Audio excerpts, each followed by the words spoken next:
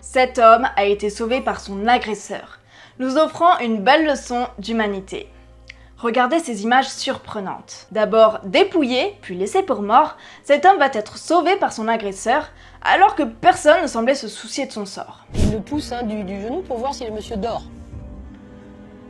Voilà, d'un côté, hop, je tapote avec la main, je regarde ce qu'il a dans la poche, est-ce qu'il a des clés, est-ce qu'il a un téléphone, est-ce qu'il a quelque chose qui m'intéresse. On voit apparaître un usager qui attend sa rame matinalement.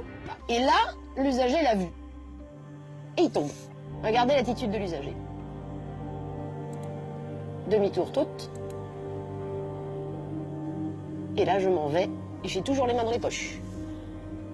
Donc, il a vu. Il n'a aucun danger pour lui-même. La rame arrive.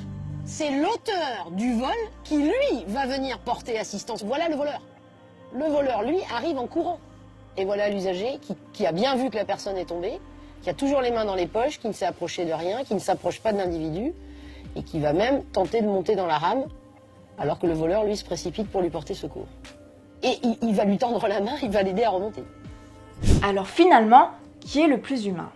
Le voleur ou la personne qui n'a commis aucune infraction? La morale de cette histoire est que l'on ne peut pas juger les gens sans les connaître. Contre toute attente, celui qu'on aurait jugé être une bonne personne ne l'est pas tant que ça, alors que celui qu'on aurait jugé être mauvais au premier abord a finalement fait preuve de bien plus d'humanité. Alors, ne jugeons pas trop vite nos semblables sur les erreurs qu'ils commettent, mais regardons plutôt leur comportement dans leur ensemble. Cet exemple nous rappelle à être plus compréhensifs, tolérants et à ne pas juger trop vite les autres.